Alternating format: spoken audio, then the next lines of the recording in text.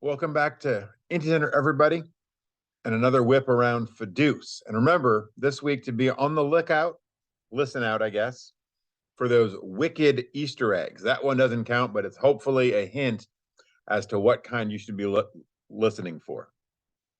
But into the action. And the big question on everyone's mind is how would August end? For the family madrigal, they would come from away and conquer. Jose Ramirez ends up a triple away from the cycle. He drives in 6 runs. Jose, Jose, Jose, Jose gets chanted. We can only guess in the stadium. And Madrigal wallop the bandwagoners 13-2. For Scythia of Ostenard, they might have been hoping for something new from The Sound of Music, but it was the same tune they were used to as they dropped another close game. Earl Averill got them going early with a 3-run homer in the first, but a Charlie Blackwell 2-run double took it from a 4-3 lead to a 5-4 deficit for Zippy. They would get 2 on with 1 out in the 9th, still down by 1, but Chuck Knobloch would hit into the inning-ending and game-ending double play, and Amazings would take it 5-4. What a roller coaster for Northern Shores in their opener against the Yodas. A 3-run 9th saw Mandalore take a 4-3 lead, only for Elmer Flick, that guy again, to double and score Deion Sanders to tie the game. Minnie Minoso drove in Byron Buxton in the 11th inning, and Fred Anderson sent him down in order in the 11th to get the win for the Yodas. Now, the story on September 1st for the bandwagoners, it's a little bit different. It's the King and I. Felix Hernandez tossed 7 innings. He gave up 1 run on 6 hits. Mike Mussina keeps Madrigal off the board from there, and the Every City bandwagoners win it 3-1. Now, if you saw Hippo Vaughn pitch against the Demon Bags, you might think to yourself, a star is born.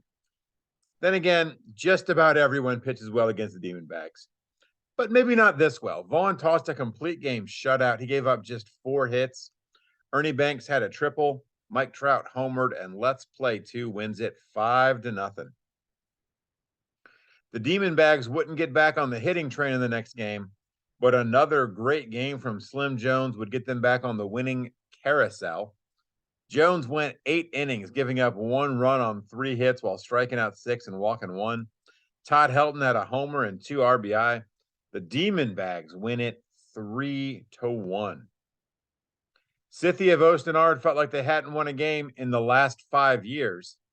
It hadn't been that long, but they did avoid the sweep from the Amazings, getting a gritty performance from Michael Gary Scott, and homers from Earl Averill and Babe Ruth to down Amazings 7-4. Steve Carlton tossed 8 innings. He gave up 1 run on 4 hits. Stone Devil Seattle Pilots scored 13 runs, chasing Chris Carpenter in the 3rd. Heavy Johnson had 3 hits and 2 RBIs. Stone Temple Seattle Pilots win that one 13-1.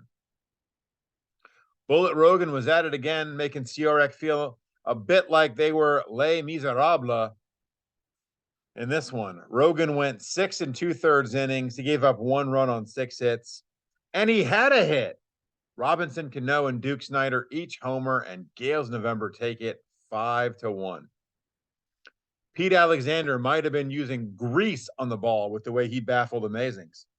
Alexander went 8 innings, giving up 2 runs on 8 hits, but he'd take a no decision as this one went to extra innings, and a few extra innings at that. In fact, it would take until the 13th inning to get a winner. That's when MVP frontrunner Archie Vaughn singled to score Tim Raines. That'd walk it off, and the throws would win it 4-3.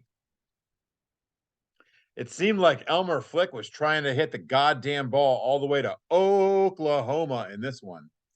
Flick had 4 hits, 2 of them homers. He was a triple away from his 2nd cycle of the season. He drove in 4 runs. He scored 4 runs. Bob Gibson goes 8 1/3 innings, giving up 2 runs on 5 hits. Gales of November takes this one 10-3. Satchel Paige was phenomenal against just about all of the guys and dolls he faced in this one.